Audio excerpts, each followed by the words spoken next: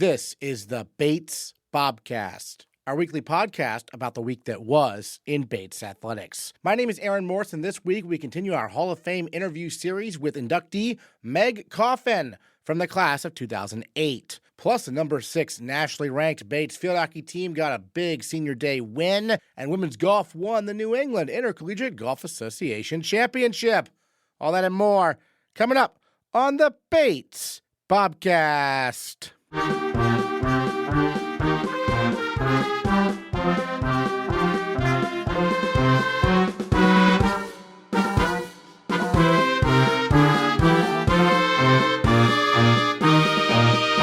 The Bates football team jumped out to a 23-7 halftime lead Saturday against Williams, with sophomore Quinn Carver recording both a rushing and a receiving touchdown in the first half. But the Eafs rallied with 30 unanswered points in the second half, and a late Bobcat comeback attempt fell short as Bates moved to 2-4 on the season with a 37-30 loss, their second one-score loss of the year. Head coach Meg Coffin recaps a wild one at Garcelon Field. Yeah, I think, obviously the first half, I think, we capitalized on their mistakes. I think that was a big piece of it. They muffed a punt and they messed up another punt on their own end, which led to us, I was really happy with us capitalizing on those mistakes. First half, we go down the first drive and score, and that's a huge, huge advantage for us, for something we haven't done often. And I think, going into half, you're up 23-7, we score late. It's, again, what we talked about a couple weeks back. It's like you're into some uncharted territory for this team as they progress. It's like we have not been in that situation before. And we were stressing, at halftime, like execution and discipline. And, we knew Williams was going to come out and throw everything at us. And they're a very good team. They're in tied for first for a reason in the league. And, we just gave up some explosives and we didn't play complimentary football in the third quarter. And that's, you can't do that. You can't make those mistakes, turn the ball over, penalties, things like that we have to clean up. We have to coach it better and the players have to execute it better. And I think overall, I think you can't do those things against the top teams and expect to capitalize and win. Towards the end there, obviously the long touchdown run was, really a tough play. We should have, had tackles there on the sidelines, and we didn't make the play. And the kid's a good player, but we fought back and I think went down and scored and had an opportunity, at the end of the game with the ball with a minute left on the 50, to have a chance to tie or win the game. So from that end, I mean, the quit's never there. The effort is never questioned with this team. It's just, again, learning how to capitalize on a lead, hold the lead, sustain it. And, if they hit a big play, we need to respond offensively and pick up our defense. And the same way our defense picks us up, if we're not scoring, we need the defense to get stops. And I think the only thing you do is it's frustrating, obviously, but you have to learn from it and put yourself in those positions again. Williams used a different quarterback than who I guess, well, at least who I thought they were going to use.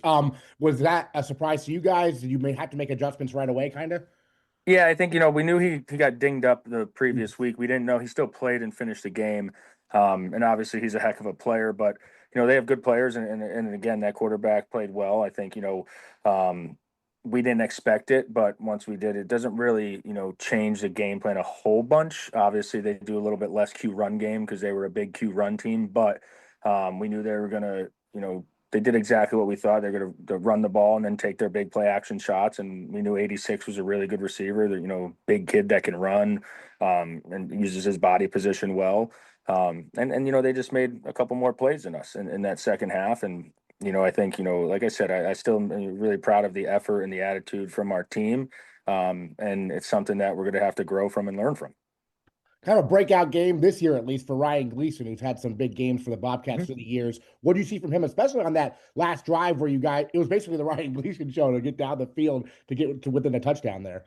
Yeah, I think, he was just getting himself in position and understanding his, the coverage. They were playing a lot of invert cover 2 stuff, and they were really the backside safety. I think, JP did a great job of looking off that safety and then coming back to Ryan, and he was right where he was supposed to be. Makes a big catch. And also, I think the biggest thing is on the first one, he converts on the third down diving catch, and then the touchdown's the next play. and he makes the kids miss and scores, and he could easily get tackled there at the 5 yard line, and now we have to punch it in still. But that's a big play from him, and he's always been reliable throughout his career. So I expect him to make those plays, and I think we have diversity in that receiver room right now where guys can make plays. There's a lot of guys out there. We have some talent that's developed, and I think we feel really good about that position group. Obviously, the running backs are pretty banged up right now. Tell us about some of the young guys who we might need to step up here. Yeah, some of our first years are going to have to step up, as we look and see, the health of our team. We'll know more, later in the week. But obviously, with Linsky and Morale going down in the game, Tyler Walcott, Michael Seward, Colin Sapu are going to have to step up. And they've been working really hard throughout the whole year in, whether it be scout teams or the limited reps they may have gotten, with our ones and twos. But now it's the next man up. And I think in football, it's not always about the overall talent. It's about the overall depth. And that's how you have to, you have to step up. We're not switching our whole offense. We're not switching things up. Like, we are what we are, and we recruit really good players. And now it's their time to fill the shoes if they need to. Obviously we know losing Jackie and Ryan are big components of our offense, but it's the next man up, and we're going to prepare those guys this week, and they're going to get ready and for their opportunities with whatever that may be against Mid this Saturday.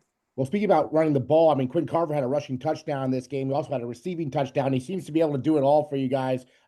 Really emerging as a sophomore here. What have you noticed from him? I mean, I know he was featured before the Tufts game by a local paper there because he's from the Boston area, but I mean, he seems to be kind of, slowly but surely kind of becoming a huge part of this offense, huh? Yeah, he's got a different gear to him, and he's somebody that obviously, like, defenses are going to start to star now. They're going to start to look at, his speed, and his confidence is growing. I think he's, matured a lot since his freshman year, and, the kid's only a sophomore, and he's getting better every day.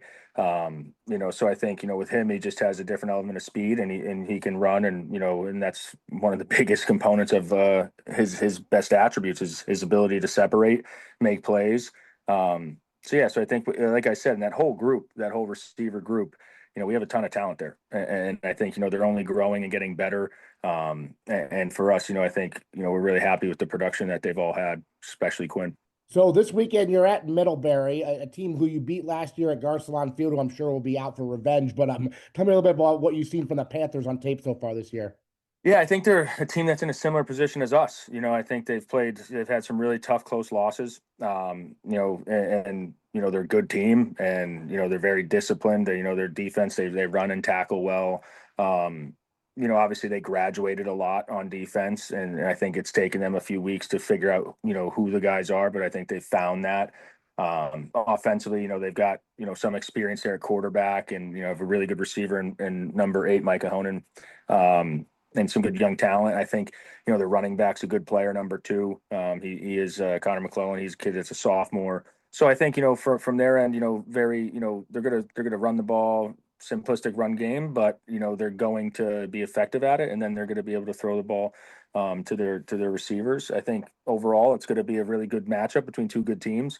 We know we're going up there for their homecoming. We wouldn't want it any other way. So we're going to go up there, and, we know they're out for revenge. But again, it's what happened last year doesn't affect what happens now. You know what I'm saying? So you can't even let that even creep in, that thought or anything. We got to prepare really well. We've got to go up there, play physical, tough football, and mitigate those mistakes, that showed up in the second half, play complementary football, and get a road win.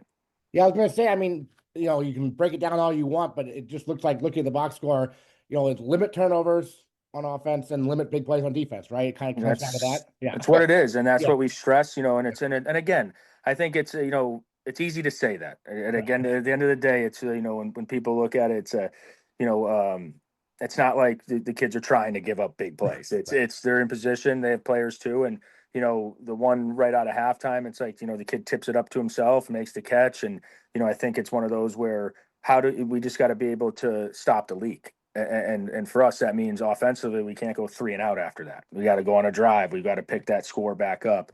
And I think, that's the next step. And football's, fickle. It's we're up 23-7, and then it's tied with 8 minutes left to go in the third. So here we go. We're back to 0-0. And we stressed that in the locker room. We knew that, hey, we got them, where there is a little bit of blood in the water there. We got a lead, but understand this is a team that's in first for a reason right now. Like they're going to come out and throw everything at us, and we have to be able to withstand that punch.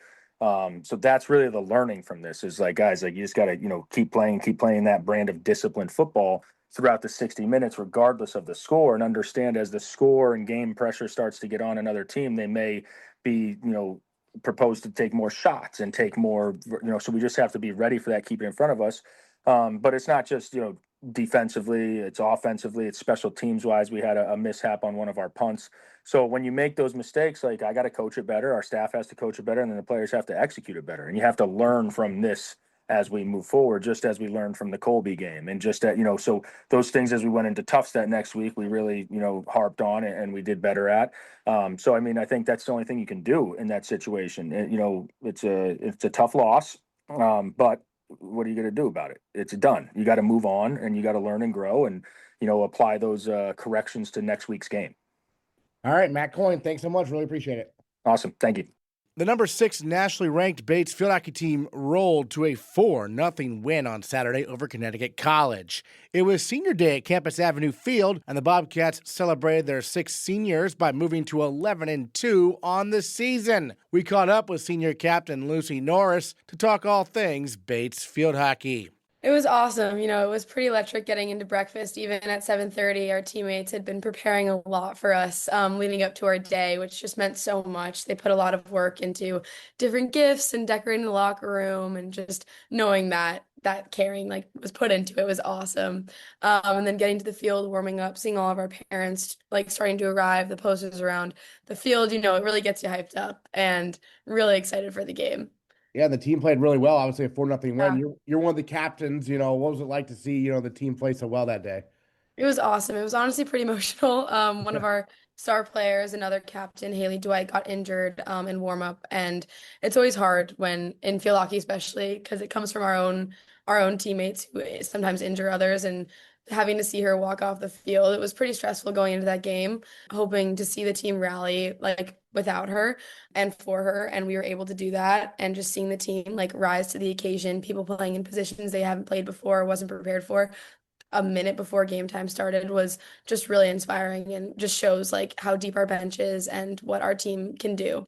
Well, specifically, I mean, Summer Gordon, who's a senior also, I mean, she'd played defense before, but she moved from midfield to defense. On the other end of the spectrum, you had a first year step in a starting role. So that was good to see, right? In terms of their ability to step up, right? Exactly. Yeah, it was really, really incredible to see the girls, and you could tell people were nervous and scared, but the time the whistle blew, everyone was ready to go, even if it was in a different position or playing with different girls than they were used to. Everyone really rose to the occasion.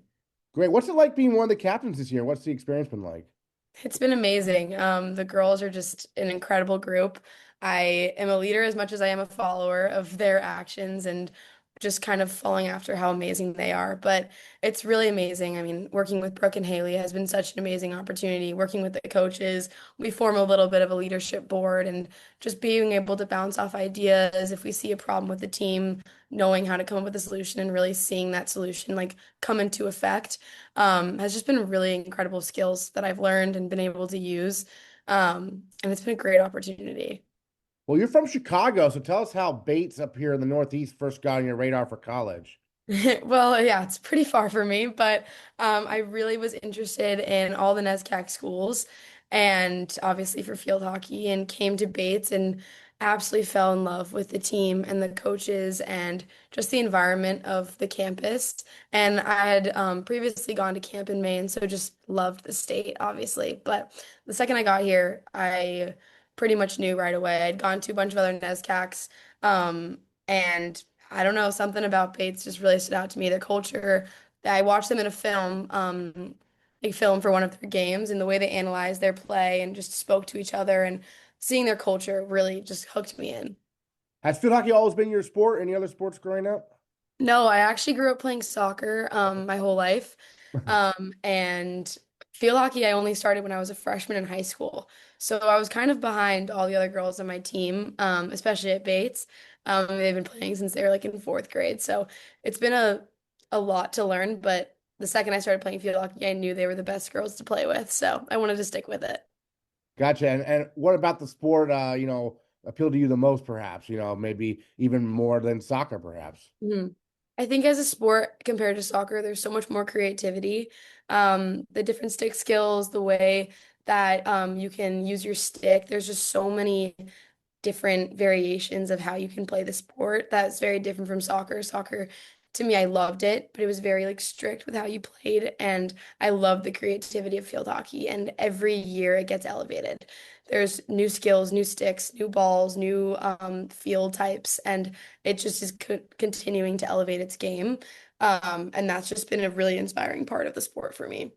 The team is 11-2 right now, which is just tremendous. I mean, your senior class every year the wins have been increasing, and it's possible that will be happening again, depending on what happens down the stretch. But I mean, like, how excited are you first of all for this opportunity to go to Middlebury this weekend? And if you get a win there, you'd be in a really good spot, right? Yeah, it's so exciting. I mean, it never stops. It's freshman year, we were walking into like a good team, but nothing crazy. And we've just seen how like determination and grit just really can get you so far. It's been interesting now not being an underdog. I mean, our class learned how to fight as underdogs, and now we got a target on our back. So learning how to fight with that new mentality has been definitely a adjustment. And I was nervous for this year that we weren't going to be able to handle it well, but we really have been handling it so well. And just we just want more. Like no matter how far we get, no matter what we do the year before, we just continue fighting back and have shown that Bates Bobcast wasn't just a random year that we were good, but our program is strong and it has very deep roots, and we're not done. Yeah, I mean, like back-to-back NCAA tournament bids. I mean, Mhm. tell me about the NCAA tournament experience, playing in it the last 2 years. What was that like for you? It's so incredible. It's really a different feeling. When I think about those games compared to any other like regular season or even postseason games, it's you wear the badges, you just feel so much pride like for your school, for the D3, for NESCAC. Like it's so different. I mean, the world has their eyes on you. You get a little letter from the head of like NCAA athletics, and it feels just electric and you feel such pride. And it's interesting because once you get into the tournament, nothing really matters that happened before. Like your record, your wins, your losses, it all starts over and you're able to really prove how strong you are as a team. And that's what I love the most about it because it's really an opportunity to show what you have and show who's the strongest. Yeah, and you mentioned obviously, target on your back. I mean, you're going to Middlebury this weekend. I'm sure Middlebury remembers what happened last year at Yeah. Middlebury in the NCAA tournament. So, I mean, what are your thoughts on this matchup? I mean, it should be very interesting, isn't it? Yeah, I think it's been really interesting watching Middlebury this season have a different season than they had last year. But our sights are set on the same thing, on the same prize. We're not letting that affect our play. And we're going to go into it the same way that we went into last year with just our same determination and aggression. And I think it's going to be an incredible game, but we're not scared for it as we have been years before. We're ready, and they should be a little scared of us. Absolutely. Well, Lucy, thank you so much for taking the time to join us here on the Bobcast. Senior captain for Bates Field Hockey. They're 11-2, as I mentioned. They got two more regular season games, including one at home against Colby, and then, of course, NESCAC tournament, NCAA tournament. A lot of field hockey left this fall, certainly. Thank you so much again. Appreciate it. Thank you so much. The women's golf team had an outstanding weekend at the New England Intercollegiate Golf Association Championship, dominating the field of 10 schools to win by 81 strokes. Junior Tori Adams earned medalist honors as all five Bobcats placed in the top 10. Adams shot a 75 on Saturday and a 73 on Sunday to take the title, and she is our female Bobcat of the week. Well, Tori, first of all, congratulations, medalist honors at the NEIGA Championships, 2-day event down there on Cape Cod. Take us through the weekend, just kind of maybe some of the highlights from your perspective, how it went. First of all, thank you so much for having me. Yeah, so the weekend started. We had a practice round on Friday. Coach Ian Gold made sure we were able to see the port course in advance. And then Saturday, Sunday, we had a good breakfast. We were well caffeinated. I run on Duncan. And yeah, got there. And personally, I tried to just focus on my couple of swing thoughts and what I was trying to do.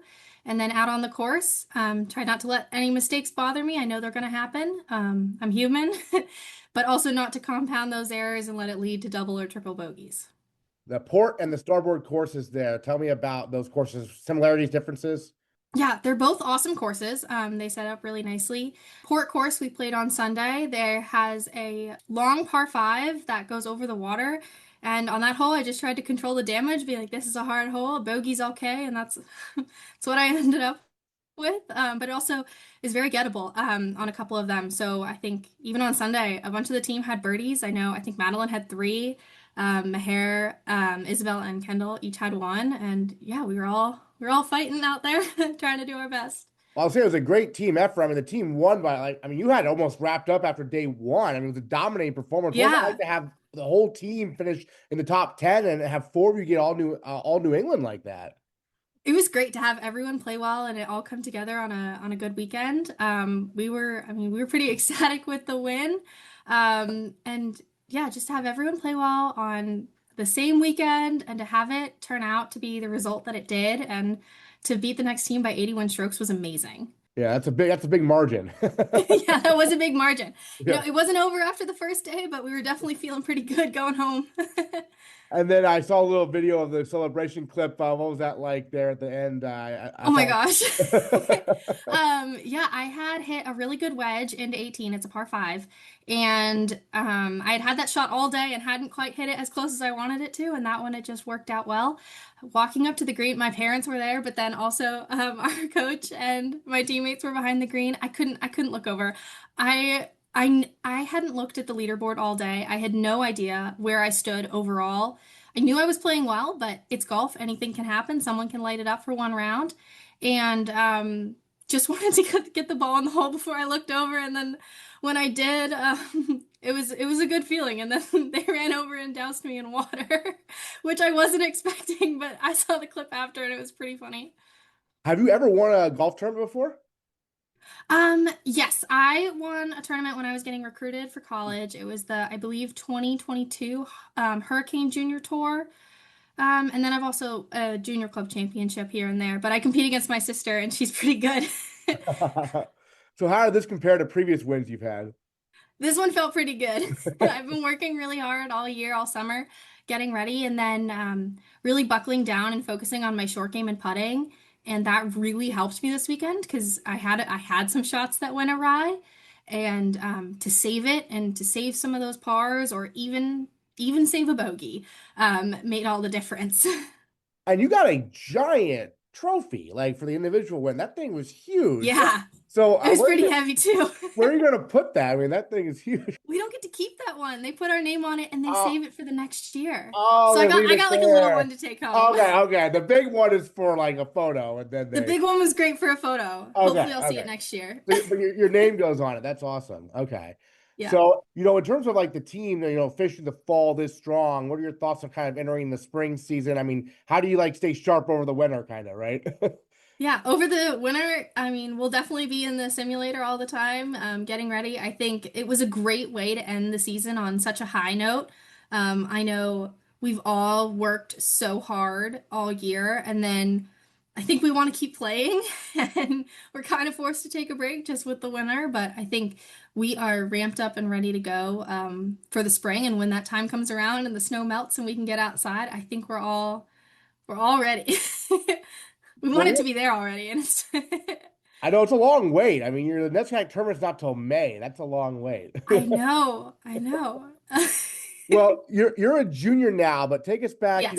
In high school. What made Bates kind of the place for you when you're looking at colleges and stuff?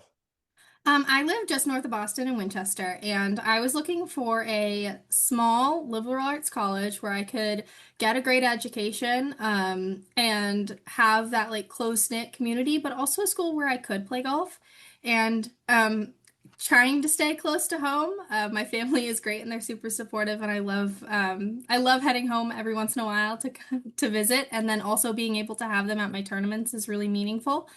So that was kind of what drove me to Bates, and the team was super friendly when I did my visit March of my junior year. So that's what led me to want to come to Bates, want to commit to Bates. And then I had reached out to the coach at the time and was like, "You're my number one." And she was like, "Great, you have a spot." And I was like, "Awesome." And then obviously you mentioned Ian, obviously our new coach this year. What's he been like so Yes. far to work with? He's been an amazing coach thus far. He's there, he's pumped, he's ready for practice every day. He's more enthusiastic than anyone I know. And I mean, on the course, he is there if we need him. I know I kind of stay in my own bubble and just laser focused, but also knowing that like if something happens, if we need a ruling, but he's been great. And it's been a good experience this year. Great. Well, any other thoughts you wanted to share on, the team's first place finish there at the NEIGAs and you want to mention that we haven't got to talk about yet? Everyone played great. I mean, everyone had a good weekend, put together some good rounds. I'm thrilled for, I mean, especially Madeline, Meher, Isabel, and Kendall. They worked so hard, and for us to all get the team win was awesome. And I know, I know Coach Ian was thrilled too. He had put it in our schedule when he had sent it out on Friday. We're going to take home the trophy and take home the plaques. We Yep. did. Absolutely. Bobcats winners there. Great way to finish the fall. Women's golf team will be back in action in the spring. Tori Adams, the winner individually, also as well there down at the captain's course. Thanks so much for joining us on the Bobcats. Really appreciate it. Congratulations. Of course, thanks so much for having me. The rowing teams traveled to Boston and competed in the world-famous Head of the Charles Regatta on Sunday, as the women's first varsity 8 placed 10th out of 37 boats, while the men's first varsity 8 finished 12th out of 42 boats in their respective collegiate 8s races. Elliott Bridge proved to be a challenge for the men's team as they encountered Colby and Bucknell crews attempting to make their way under at the same time as the Bobcats. Men's 1V coxswain Darien Chiang is our male Bobcat of the week as he helped Bates navigate a tricky situation. Yeah, so I mean, we kind of had the race plan to go off pretty hard in the early parts of the race just because, coming through the BU bridge and then going into the powerhouse stretch, the wind was a tailwind. And then as you come around the bends, it starts to become a little bit of a cross and then ahead. So we really just wanted to make sure we were staying on it early. I think, from our boat standpoint, we did a very well job of executing that early on. But, as we started to come through Elliott, I would say we were caught behind Colby and Bucknell. Colby was trying to pass Bucknell for a while, and we were also trying to pass Bucknell and Colby. So like there's this entire thing going on, and then we were all coming around Elliott together. What ended up happening was that like Colby was on our port side, Bucknell was on our starboard side, and we were just sandwiched. So after weeks, it was a little bit difficult of a race, I would say. And yeah, if you want to go into that situation with Elliott a little bit more, I mean, you as a coxswain, this is a race very unlike the races we have in the spring, obviously, which are pretty much straight on 2K. This is where you're negotiating turns and everything, and there's certain things within these types of races where there's maybe etiquette. Other boats are supposed to yield sometimes under these bridges. That didn't happen here, right? So you had to adjust, right? Yeah, so it was quite an interesting scenario to be in. One that, I've never been in before. It's rare that you're sandwiched between two boats. Ideally, coming around the Elliott turn, we would have been on the port side of Colby, but that just didn't end up happening for us because coming out of Anderson, I believe, we were supposed to be on the port side of Colby, but they were just too far over there, so I couldn't get us on that side. So we ended up being on their right side, but then Bucknell was ahead of us slightly, but we were on the inside of them. So then it kind of created like this scenario I was saying, like a sandwich. Yeah. And boats create this like wake, which is like water rolls off their boat and then disrupts the water behind it. So it was a really tough scenario to be in for us because we were getting like wake from our port side and also our starboard side, so it made the rowing quite difficult to do. And then if you add that in tandem with having to turn at the same time, everything just becomes much, much more difficult. So like I ended up making a decision just for the safety of my crew to pull off a little bit off of the racing line and take the turn a little bit wider and to make sure that, we didn't end up hitting or damaging the equipment or hitting a bridge. Certainly. Well, 12th place, as we mentioned, for the men's first varsity eight. I mean, there's a lot of crews here who you won't see, later on. You won't see Holy Cross again. I don't think you'll see Temple, St. Joseph's, Purdue, so on and so forth. But there are crews, obviously, you were racing that you will see in the spring. So where do you think the team is right now? What do you think is the next step kind of heading into the spring season to take the next step for the 1V at least? Yeah, I mean, I think the team is in a great spot. Um, this race, I would say, has, kind of lit a fire for us. 12th place isn't what we wanted. We thought we could have done much, much better than that. But, it's really started the fire, and we're a young team. So just having this race and having this in the back of their mind, I think is great going into the winter because we know that we have a lot of work to do in order to be where we were last spring or ahead of where we were last spring. So it's a good point to kind of have, and I think it sets us up well. Now, for you personally, we have you as a junior, but is this your last year with the Bobcats? Yeah, so I'm doing the engineering program. Mhm. So if I get into Columbia, I will. This would be my last year. So what's that process kind of like? That would be I'm applying over the winter, and I've been talking with the engineering advisor. Hopefully, chances are looking good. So I'm applying to Columbia, Dartmouth, and Washington University in St. Louis for the last 2 years of my education. Gotcha. For those who don't know, could you explain how that program works? 3 years at Bates and 2 years somewhere else. Is that right? Yeah. Yeah. So how this works is you come in to Bates, you want to talk with the engineering advisor as early on as possible because there's a lot of courses that you have to take in order to kind of apply. So there's a lot of prerequisites. So I was I knew that I wanted to do engineering when I came to Bates, so I had that meeting early on and I've been taking classes to get on that track. So then in your third year, so it's called the 3-2. When you're in your third year, you apply out to the engineering school. So either that would be Columbia, WashU, Dartmouth. I think Case Western might be in there as well.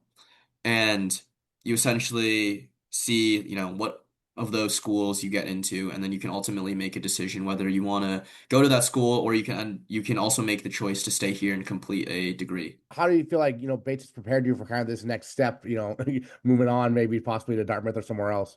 Yeah, I mean, Bates is a fantastic place to be. Like I love it here. I think there's a fantastic culture, fantastic team culture with the rowing team, and I think being at a small liberal arts college like Bates, you get a lot of one-on-one time with professors and, coaches, more so than if you would go to a larger university or college.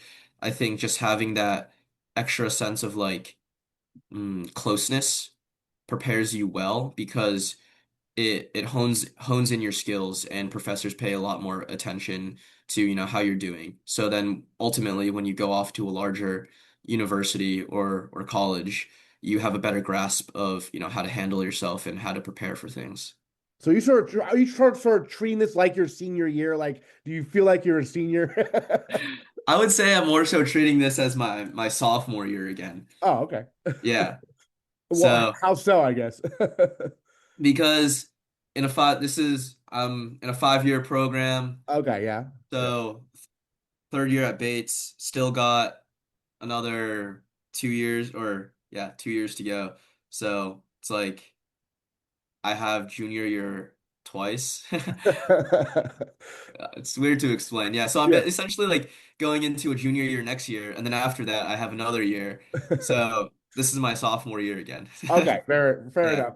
All right, so we have a few more races here this fall. Normally, it's really kind of just like the head of Charles. We know about the CBB chase. The men will also get a chance to compete with Dartmouth and the Columbia lightweights Yep. on November 1st. How excited are you for that matchup? It's very exciting. Any opportunity that we can get to race is fantastic. Especially, as I said, we have a very young team, so any races that we have early on is just a good metric and good opportunity for us to perform and see how we can do and just, overall build race mentality for some of the guys in the boat. Excellent. Any other thoughts you wanted to share about the head of Charles? How it went? Any other things you wanted to mention we haven't got to talk about yet? We were happy with our performance. Like ultimately we wish we were a little bit further ahead in the pack, but it was just, an unfortunate circumstance to be in, sandwiched between two boats, but we did what we could, and just coming away with that fact, that's just handle the conditions that were given to us. So we're happy with the way we handled it. All right, Darien Chiang, first varsity 8 coxswain for the Bobcats. He's a sophomore, he's a junior, he's a senior, we're not sure, but thank you so much for joining us on the Bobcast. Really appreciate it. All right, thank you. Earlier this month, the Bates Department of Athletics held its inaugural Hall of Fame ceremony, celebrating some of the legends of the college. One of the inductees was former Bates women's soccer, basketball, and lacrosse star Meg Coffin from the class of 2008. Our Hall of Fame interview series continues this week with Coffin looking back on her time as a Bobcat. Well, first of all, Meg, take us back before Bates even. Okay. Tell me about growing up, how you got involved in, 3 sports at least? Yes, yeah. So I come from a family of athletes. My mom and dad both competed. My dad played basketball at UMass with Dr. J. Wow. And so we have sort of a storied history in that regard. And my brother played at Williams, so played basketball. So that the NESCAC was familiar to me. But really, growing up, I was in every sport. Played a lot of soccer, a lot of basketball. I didn't play lacrosse until high school, but I ran track before that. I was a high jumper and a hurdler. And it was always a part of our lives, both competing in the backyard and, seeing who can hit a higher notch on a vertical leap in our house. Like, we didn't have a measurement pole of who was taller. It was who was a better vertical. And so that, I think, was just sort of the fabric of growing up. And then I've, come from a competitive family. And once I sort of got the itch of competitive sports, I loved it and loved competing and being a part of a team, and really took off from there. When you were looking for colleges, was one of the prerequisites, if you will, I want to play 3 sports? So my prerequisite was that I wanted to play 2. Okay. Yeah. I wanted to play soccer and I wanted to play basketball. Yep. And I was really invested in that. And it was limiting in some ways, and then in other ways sort of made me find the right place and the right feel for me, which I appreciate. And Coach Murphy, being the soccer and basketball coach, just was a right fit, and supported me as a multi-sport athlete here, and was able to see that on a daily basis in a way that was, I think, really important.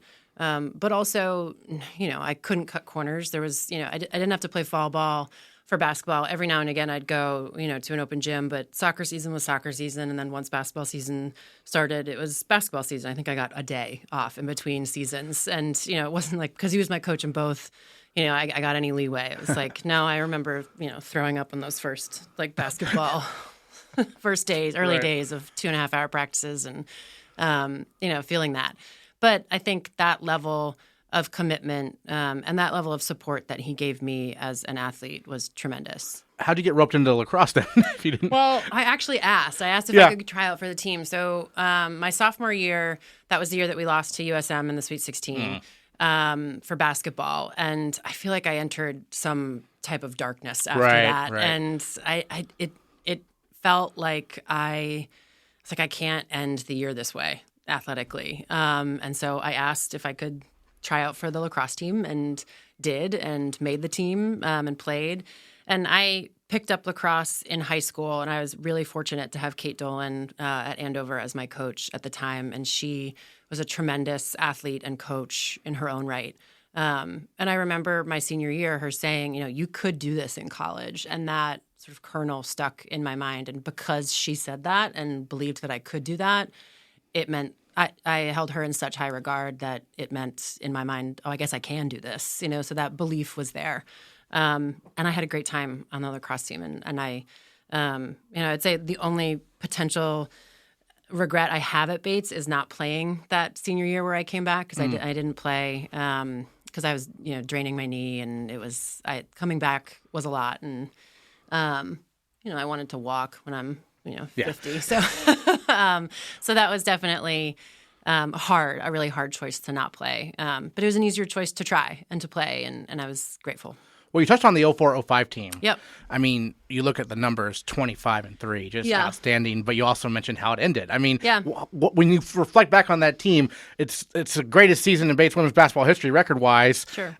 but it ended in kind of disappointment. So what are your thoughts on that year? I mean, I think it ended on a disappointment in terms of the loss, but it also the whole season was a tremendous experience. I think we were an incredibly close team.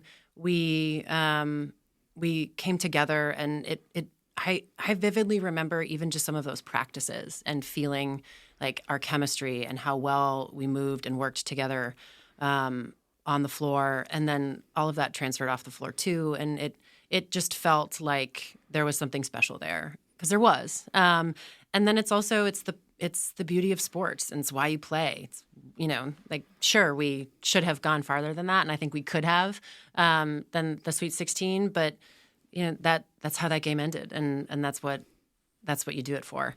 And I remember sitting in a classroom at USM and Coach Murphy talking to us after that loss, and all of us were devastated. All of us did not want to take our jerseys off in that moment. And I don't know if I've ever felt closer to that team in that moment, and also more proud of how we came together. And he, just said how proud he was of us, and that in that moment, in a loss, in that random classroom at USM, that that pride was palpable. That team, of course, had Olivia Zurich, who was a first-team All-American. Yes. She was a senior that year. Yep. And so she graduates, and then now you're kind of have to be the lead player, right? What was that transition like to being, a very strong contributor to being the top player? I think it felt right, sort of moving into the role of an upperclassman. I don't think I ever replaced Olivia in what she could do by any means. Like, she's a singular player and a singular leader. And I think part of that is that's what a team is. You step up when it's your turn. And as an individual, I could fill that role, but that role would be nothing without everyone else. And so having all of those, women on the team with me, and some of the best games I remember playing are games where my stat line was not that strong because we collectively got the W, and I was able to do other things, and others, were able to shine. So I think when you can do that, and when you can be a contributor like I was that year, and also know that you can rely on others. I had Sarah Barton and Val, and it was I still felt like we were only as strong as the five who were out there, and the others who were on the bench, and everyone who played every day in practice, and that it took the team. This was touched on at the ceremony, but I really wanted to put a point on this. 2005 women's soccer. Yeah. NESCAC champions. Yeah. That is an accomplishment, and we've had individuals, very few teams to actually win the NESCAC, which 2005 women's soccer did. Tell me about that year.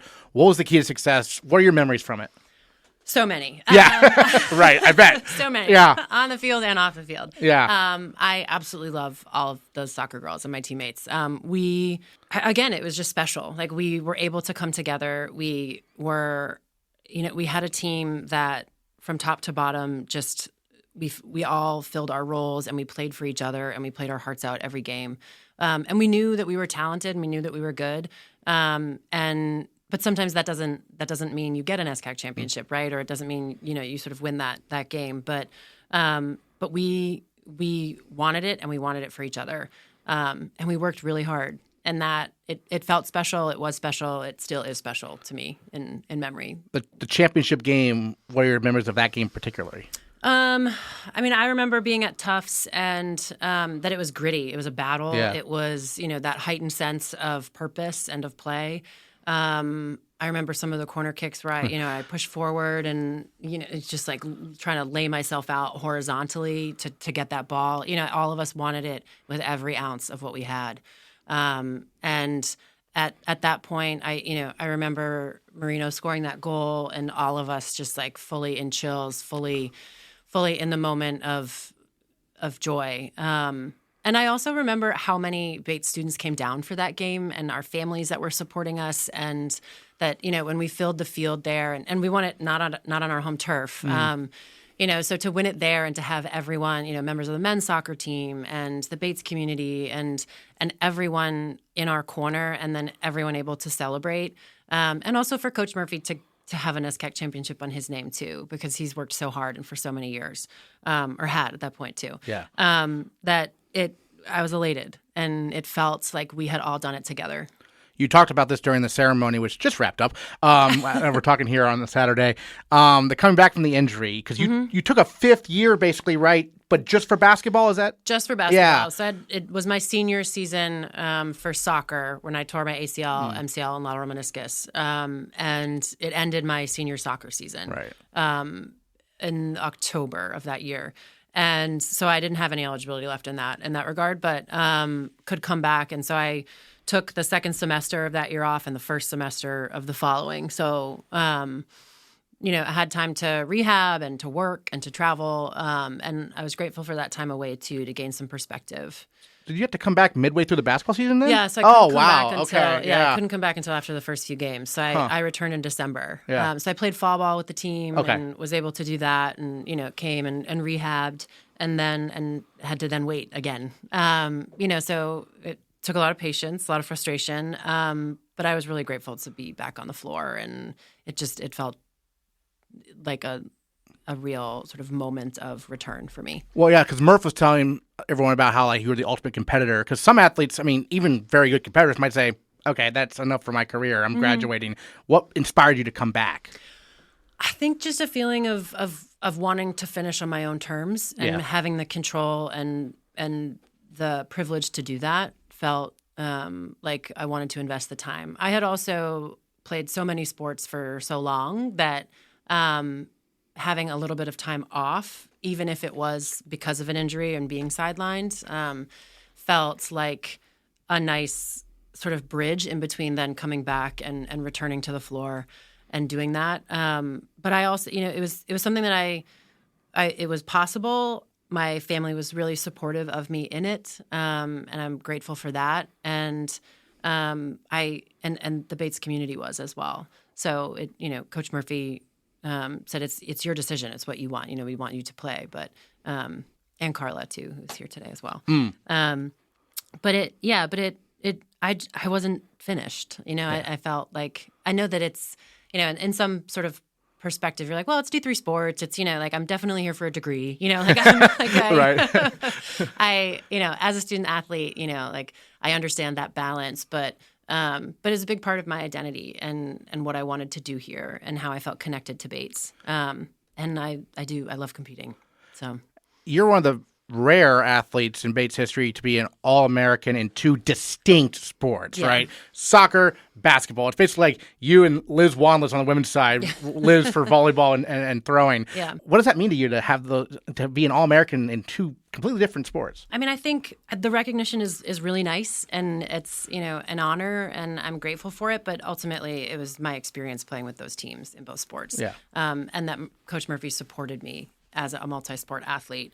I love them both for different reasons, and I always felt like everything in soccer made me a better basketball player, and everything in basketball made me a better soccer player. And the balance there never felt like too much. I think sometimes in youth sports it felt like too much, like when I was playing AAU basketball and club soccer and doing school sports, like that at times I felt too stretched thin. But here it felt like because I was supported in both of those roles that I was able to do it in a way that was healthy, in a way that that I could then be fully committed to each thing. And I think sort of a testament to those team successes is that full commitment. Tell us a little bit about your career since graduating from Bates. Sure. And I know you're a coach yourself now. I am, yeah. I work at St. George's in Middletown, Rhode Island, and I'm the girls varsity soccer head coach and an assistant coach for the girls varsity basketball team.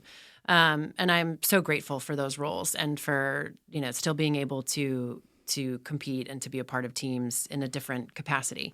And I take a lot of the lessons that I've learned from my coaches and from my playing experience, but really also from my current team and players. And I think I felt like athletics at Bates and before that for me were a sense of joy and competition and confidence in terms of sort of who I am as a human today, as a mother, as a partner, as a teacher.